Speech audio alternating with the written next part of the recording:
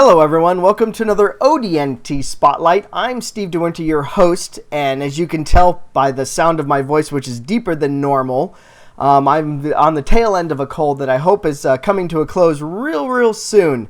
But we're here today with, usually I have authors, artists, and musicians and everything on to talk to them about them and their work, but today we actually have a book spotlight for a new anthology that is coming out December 1st. And it answers the question of what happens when you ask a group of eclectic writers to write some punk stories inspired by one of the best dramatists of all time, William Shakespeare. Well, you end up with things like Henry V with hackers, and Julius Caesar with tanks, and A Midsummer Night's Dream with radiation and rock and roll. Yes, folks, I am talking about Once More Unto the Breach, Shakespeare Goes Punk 2. And we have with us today two of the contributing authors to this anthology who are also the driving force behind this anthology. We have Jeffrey Cook and Catherine Perkins. Hello, Jeff and Kate. Welcome to ODNT Spotlight. And we can go for reals this time. My microphone is turned on. Hello, thank you for having us. So welcome again back to ODNT Spotlight, where this time we're going to shine the spotlight on your new anthology, which is a sequel, a second one. There it is. Once More Into the Breach, Shakespeare Goes Punk 2. So tell us a little bit about the inspiration for doing a second anthology. So the inspiration for the second was once we got the first out and it started doing really well, collecting some really good reviews, had a whole lot of enthusiasm in the writer punk community. And I think the plan was always to try and do these as a series of anthologies, both to try and get the different authors and artists and editors and formatting people's names out there and build their resumes, but also to help the charity Paws Animal Rescue in Lynnwood, Washington, which is near me, and a charity I'm really passionate about. So as we started to see the first volume doing really well, see some success from that, built a lot of enthusiasm from the community to start trying to get the second book out late this year. And it is a really great group of people to work with, and the hope is that we all end up working together for a long time to come. Excellent. And you've succeeded. You've got the book coming out December 1st. That's tomorrow. It is. Excellent. And there'll be a bit of a party on Facebook this coming Saturday to celebrate, and that's So December 5th and 6th, you have a Facebook release party taking place. And so I have the link to that down below. So if you're watching this embedded on another website, just click the button over there that says watch on YouTube, and then you can see the full description. And one of the links I have down here is for their Facebook release party, which will take place December 5th and 6th for Once More Unto the Breach. It was originally just December 5th, and then it just kind of kept growing on us as we had more authors wanting to do spotlights. We had more time. We had one of the writer punk community and book blogger Andrea Stafford Hintz, a.k.a. Inspector Hintz, volunteering to do the early morning hosting. So it's just really kind of grown on us. It started at about 6 hours, and it's gotten a lot bigger since then. So far, we've been really happy with the look of it. That's kind of a tendency.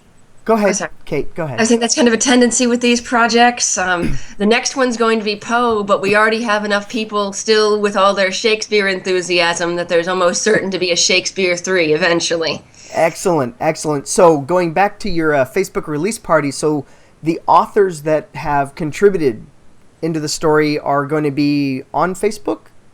Yeah, so several of the participating authors and several other authors who are just trying to be supportive as we go along. Excellent. That's the way with Facebook release parties. Yes.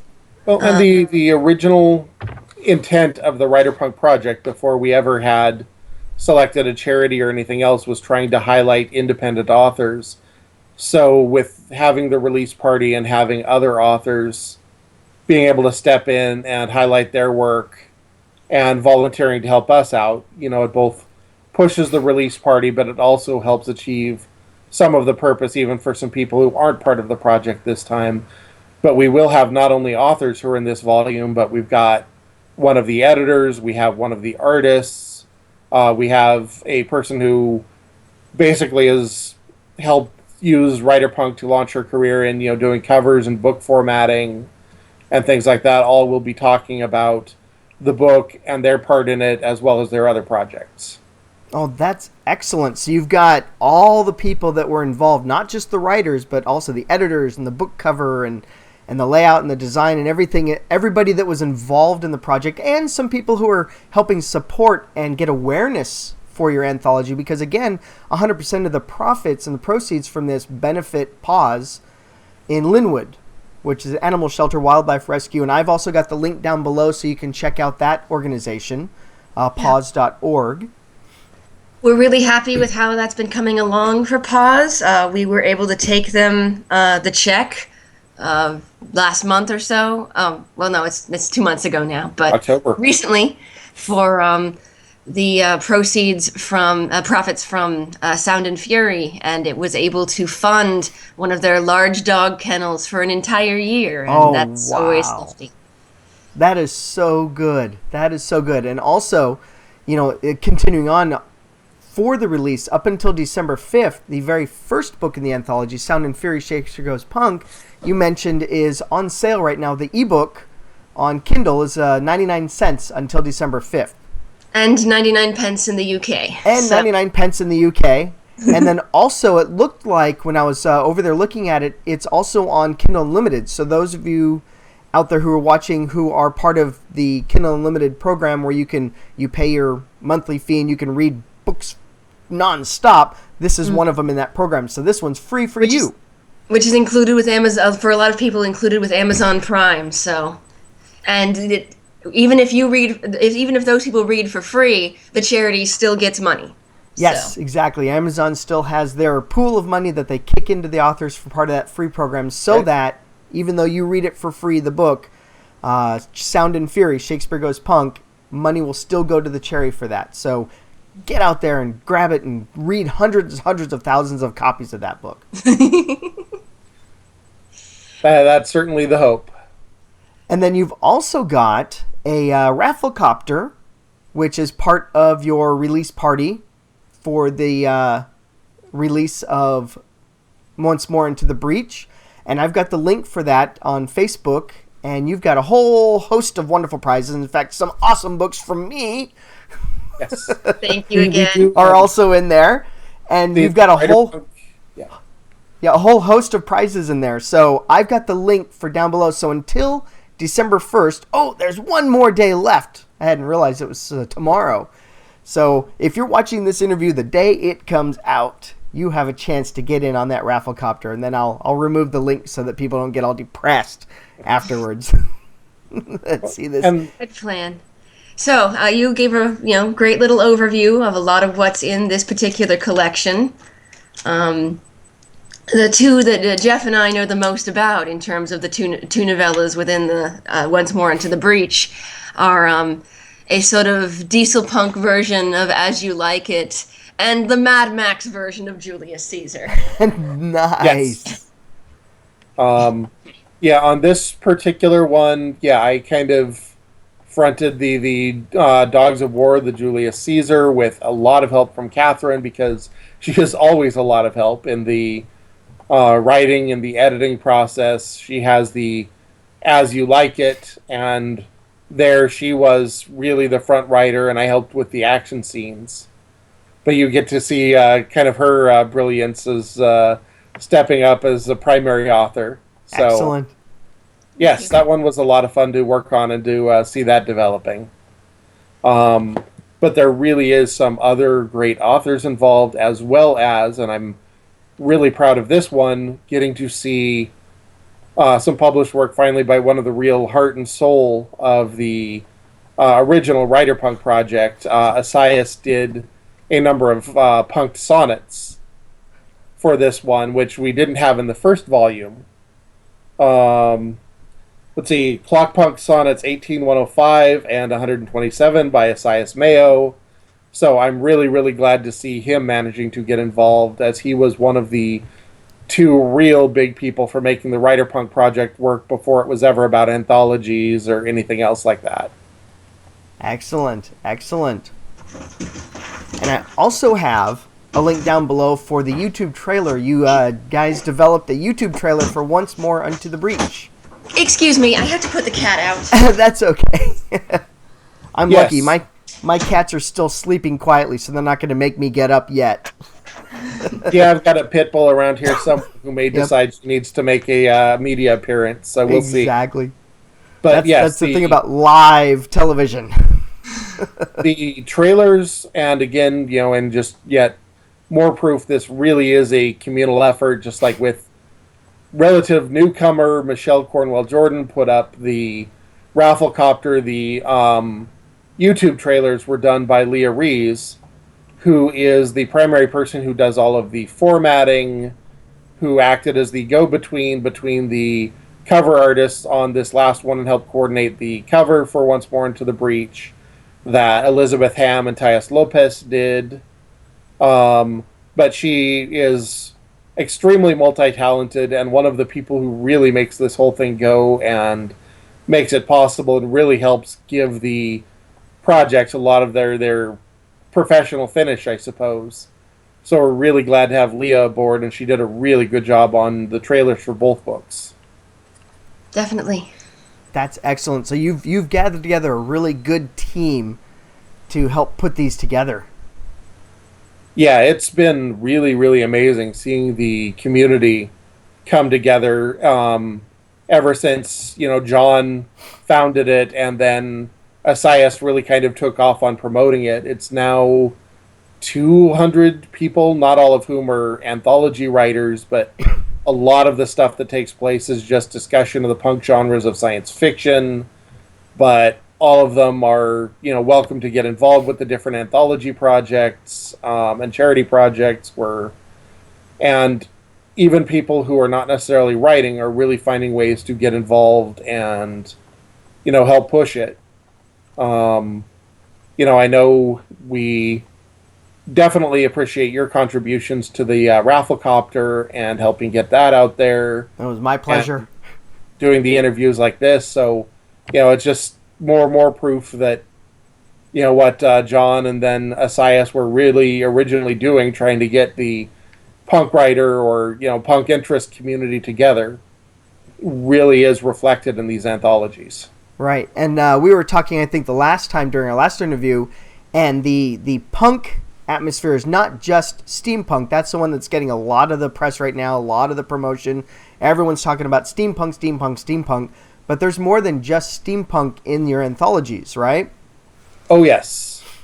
Kate, you look like you want to...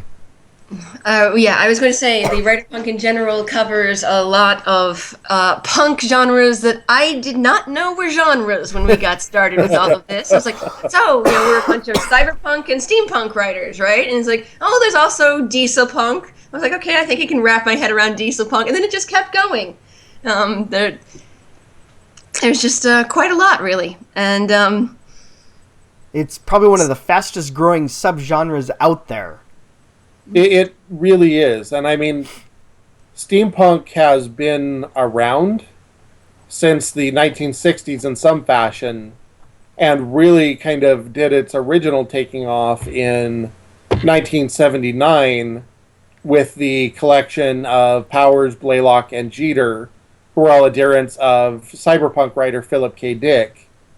And by that time, cyberpunk was a recognized thing as, kind of dystopian science fiction in contrast to the very, hopeful, spacefaring, optimistic. Right, Star Trek versus Blade Runner. Right, exactly. And so the three of them really started kind of writing in concert with each other and communicating, and then K.W. Jeter coined the steampunk name in 1987 with talking about how he thought that Victorian sci-fi fantasies were going to be the next big thing if we could just come up with a suitable collective term for it, like, say, steampunks. Which really then, so they had those books coming out in the 1970s and the 1980s. But it made a very big comeback with the internet. Made a Yes. very big comeback with the internet and with the working steam engine being taken to Burning Man in 2006 and 2007. Really, really highlighted it, and it kind of took off from there with those first pictures of the aesthetic and feel, and some very, very punked out people writing it. Now, Was of really course, where it started taking off. in this book, you and I departed from having done steampunk in the first anthology and did Yes. some other things. One thing, though, with cyberpunk that I think is really interesting in this anthology is Carol Geisender, who is kind of one of our big organizers and Yes. doing a lot of the real grunt work in getting this together. She wrote a cyberpunk Macbeth for Sound and Fury, and Hank, that was called Mac, and Hank, which is her cyberpunk Henry V in Once More Into the Breach, is actually set in the same cyberpunk setting. So Yes. So I there's a thought that's sequel really neat to within have the that sequel. continuity there. Yeah. It is a sequel, and she is already planning, whenever we do the next Shakespeare, to have a third one in there set in the same universe. And I honestly cannot say enough good about Carol, given that she has written for both of the volumes. Previous to these, had never had anything published, and is really taking off with this and her writing. And in addition to, a really demanding schedule of real life, she has also transitioned into becoming our head editor now and manages a lot of the editing staff on Sound and Fury. She was our managing editor and kind of herding the cats.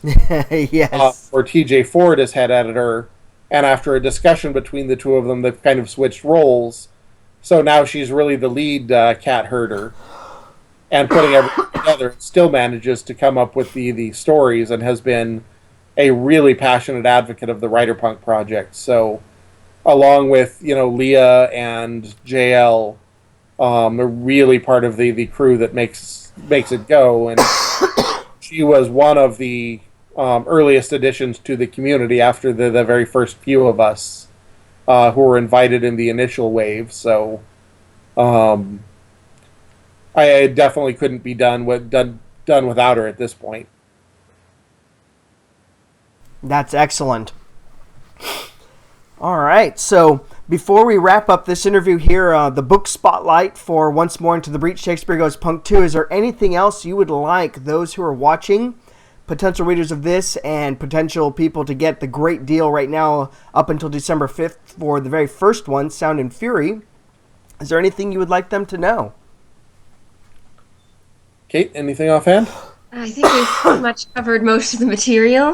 We got it all. One thing to keep in mind, just as a sort of warning, I don't mean to be wet blankety, definitely proud of both books, but while some of the authors involved have done young adult work and that sort of thing, there is language inappropriate for children in some of these anthologies.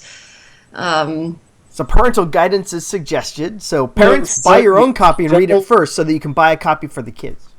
So our general community guidelines is we encourage PG-13. There is no extreme sexual content. There's not graphic disembowelings but there is some language. There is some violence, and especially like in Sound and Fury, the big highlighted one.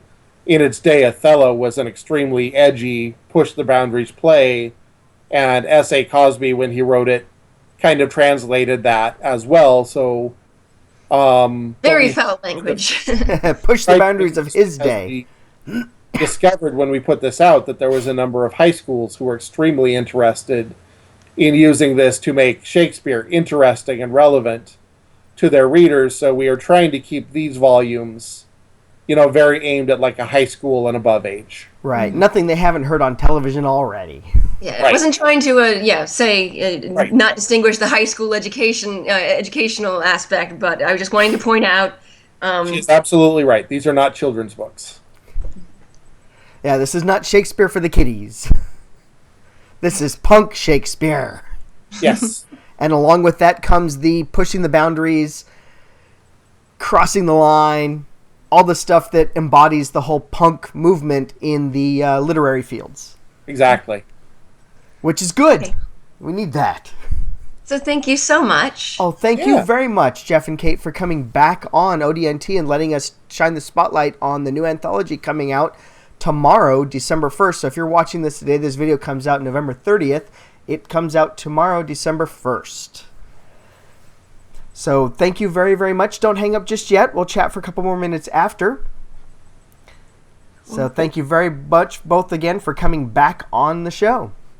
Thank you for having us. Thank you for having us. It was my pleasure. So there it was. That was Jeffrey and Catherine, and they are two of the contributing authors and part of the force behind Once More Unto the Breach, Shakespeare Goes Punk 2, which is the sequel to Sound and Fury, Shakespeare Goes Punk. There is, we found out, top secret, this is now new news all over the place, there is an actual sequel within the sequel anthology. So you'll definitely want to pick up Sound and Fury, Shakespeare Goes Punk, which right now until December 5th is 99 cents on Kindle.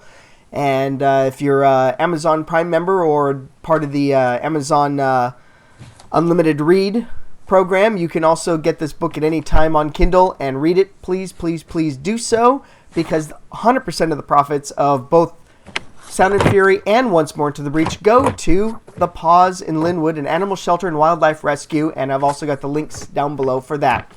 And I will update this description down below as soon as Unto the Breach, Once More Unto the Breach comes out. I will update the link down below so that you can just watch the video and then go down and click on the link and help out those animals. The first book has already enabled them to do a large dog kennel for an entire year. So they're able to support a large dog within the kennel for an entire year. Hopefully that dog won't have to stay there the whole year. We're hoping it's a lot of dogs that will go through that kennel and get adopted out and get new families. But at least we know for the next year, large dogs can be taken care of at the Paws. Thank you very much to Sound and Fury, and we're hoping Once More Into the Breach can do even more so than that. So once again, thank you for watching. My name is Steve DeWinter for ODNT Spotlight. Join the ODN team and subscribe to this YouTube channel. We have many more authors, artists, actors, musicians, all sorts of people coming onto the show, and everyone doing all sorts of wonderful stuff. So thank you very much. I'm glad my voice held out long enough. Have a great day. Bye.